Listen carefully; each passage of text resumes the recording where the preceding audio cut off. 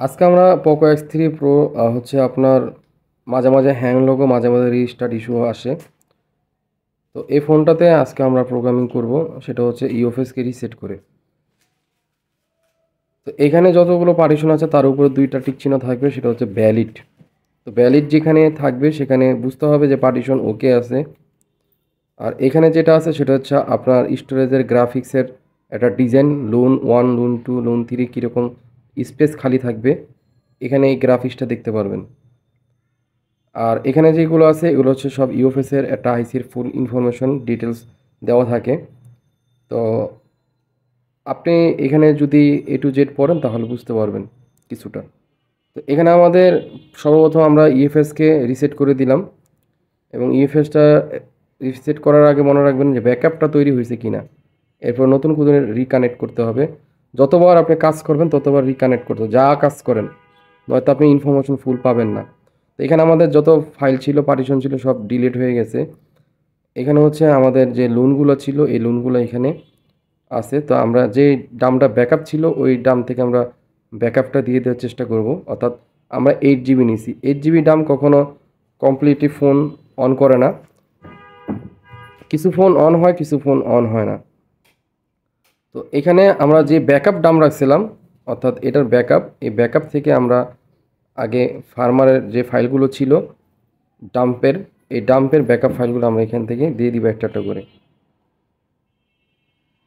F64 যদি আপনি নেন কয়েকটা জিনিস আপনার ভালো হবে। একটা হলো এটা আপডেট ভালো, এবং আরপিএমবি ক্লিন হয় আপনার উইথাউট ডাটা ইরেজ করে ইএমএমসির জন্য। ইউএফএসও কখন আরপিএমবি ক্লিন হয় না, রিড করতে পারবেন, আপনার রাইট করতে পারবেন না। তো এটা আপনার কেউ 90 কেউ 95 বিক্রি করতেছে, তবে 90 অ্যাভেলেবেল মার্কেটে। তো এখানে একটা বিষয় আপনার খেয়াল রাখতে হবে যে আপনি যার থেকে কিনেন অবশ্যই আপনি মেমো নিয়ে নেবেন, এবং মেমোতে কিন্তু এটা 6 মাসের রিপ্লেসমেন্ট, রিপেয়ার প্রবলেম থাকলে আপনি ইস্যু থাকলে চেঞ্জ করে দিবে, এটা কোম্পানি থেকে করা আছে। এটার সাথে সবগুলো সকেট পাবেন, কারণ যেটাকে যদি হিসাব করেন যেটাকে ভার্সন হিসাবে এটার ভার্সন হিসাবে রায়তার দিন ডিফারেন্স আছে। যেটাকে কিন্তু আপনার সকেট সহ কিনতে গেলে প্রায় মোটামুটি 1 লাখের উপরে পড়বে, 13-in-1 4-in-1 সব কিছু মিলিয়ে। সেক্ষেত্রে এগুলা প্রত্যেকটা ইউএফএসের সকেট আলাদা আলাদা দেওয়া আছে। তো আমাদের যেই আনপ্যাকের যে ভিডিওটা আছে, অর্থাৎ আমরা ইনটেক যেই প্যাকেজটা খুলছিলাম, রিভিউটা করছিলাম, ওই ভিডিওটা দেখলে আপনি বুঝতে পারবেন কী কী থাকে। তো এখানে আমাদের রাইট অলরেডি কমপ্লিট, আর এটা 300-400 সবসময় স্পিড থাকে, এটা কোনো ইস্যু না। কিন্তু এটা কেন আমরা রিসেট করলাম, কারণ এটা রিডের স্পিড খুব কম ছিল। তো এখানে অলরেডি আমাদের রাইট হয়ে গেছে। এখন আমরা দেখব যে ভ্যালিড কিনা। পার্টিশন অবশ্যই ভ্যালিড থাকতে হবে। এখানে ভ্যালিড যে পর্যন্ত না থাকবে সে পর্যন্ত কোনো ফোন রান হবে না, এই জিনিসটা মাথায় রাখবেন। এখানে যেগুলো ভ্যালিড না এগুলো আবার আলাদাভাবে আমাদের রাইট করে দিতে হবে। সেট তখনই ফুল কমপ্লিট অন হবে যখন এখানে ফুল পার্টিশনের ফাইল আপনি দিবেন, ফ্লাশ ফাইল দিবেন অথবা ডাম্প ফাইল দিবেন, এটা আপনি ভালো করে জানেন। তো আমরা এখান থেকে যেগুলো নট ভ্যালিড, ওখানে লেখা আছে ব্যাকআপ জিপিটি লেখা আছে লান 5431, যেটা আপনি পাবেন ওখান থেকে আপনি কি করবেন, ডাইরেক্ট পার্টিশন টেবিলে চলে আসবেন, ব্যাকআপ জিপিটিটা ডাবল ক্লিক করবেন শুধু, আর কোনো কাজ নেই, শুধু রাইট করে দিবেন। এখানে আমাদের যেটা লোন 0 ছিল ওটা অলরেডি খালি। তো আমরা লোন 0কে প্রাইমারি না ব্যাকআপ জিপিটি অর্থাৎ জেনারেল পার্টিশন টেবিল, এটা যেখানে আমাদের ব্যাকআপ হয়েছে এই ফোনটার ওখান থেকে, অথবা ফ্ল্যাশ ফাইল থেকে আপনি ব্যাকআপটা এখান থেকে রাইট করে দিবেন। যদি ফ্ল্যাশ ফাইলের থেকে আপনি রাইট করে দেন, আপনি এই ব্যাকআপ জিপিটিটা হেডারটা আপনাকে ভ্যালিড দেখায় দিবে। এটা খুব ভালো একটা প্রসেস সিস্টেম। দেখা যায় আমরা অনেক সময় ফ্ল্যাশ করি বা ডাম ফাইল রাইট করি, সেট অন হবে কি হবে না, এটা একটা নির্দিষ্ট একটা হিসাব পাওয়া যায় না, সূত্র পাওয়া যায় না। দেখা যায় অনেক সময় হয় অনেক সময় হয় না।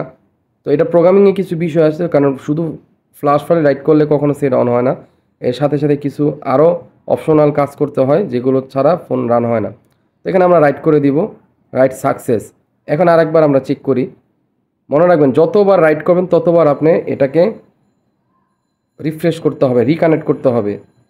আমাদের ডিলেট হওয়া ফাইলগুলো যেরকম আমরা রিফ্রেশ করে দেখি, তো এখানে আমরা আবার চেক করব ভ্যালিড হয়েছে কিনা। দেখেন এখানে ভ্যালিড হয়েছে কিনা, সবগুলো ভ্যালিড হয়ে গেছে। তো এখন কি করব, এখন হচ্ছে এই ফোনটা আমরা লাগাবো। লাগানোর পর মনে রাখবেন সিস্টেম হ্যাজ বিন ডেস্ট্রয়েড আসতে পারে, কারণ আমরা কিন্তু লার্ন 5 দিয়েছি কিন্তু সিকিউরিটি ফাইল দিই নাই, কারণ এইটার সিস্টেম হলো আলাদা রাইট করে দিতে হবে।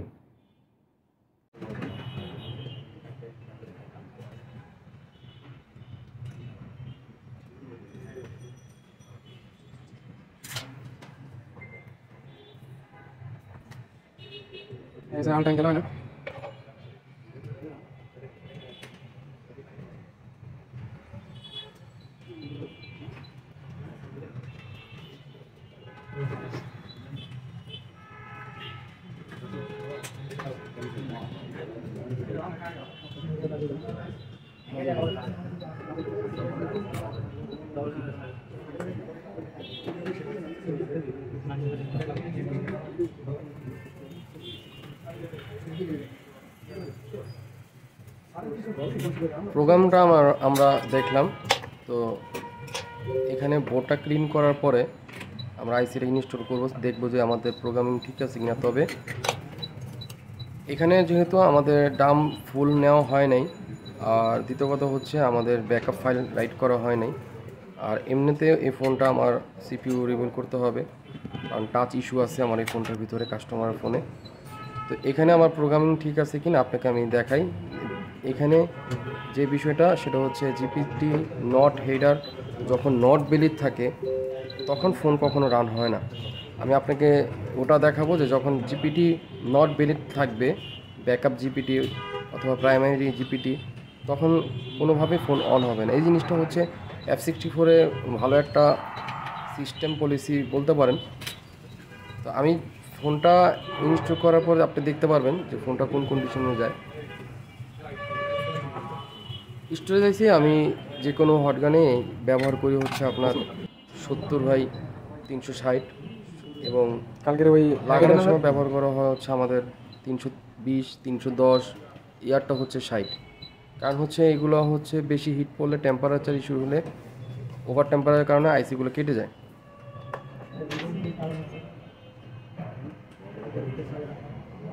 এখানে আমি চার্জে লাগাইছি, দুইটা ফোন আমার হাতে, এটা চার্জ নাই, দুইটা ফোনই একই অবস্থা, অনেক দিন ছিল। এখানে সিস্টেম হ্যাজ বিন ডেস্ট্রয়েড চলে আসবে, আপনি যদি খেয়াল করেন চার্জার এম্পিয়ারও ভালোভাবে ঢুকতেছে। ও দেখেন এখানে system has been destroyed already চলে আসছে। এখন এখানে ফুল ফার্মার এবং সিকিউরিটি ফাইল রাইট করার দেওয়ার সাথে সাথে আমাদের কাজটি হয়ে যাবে।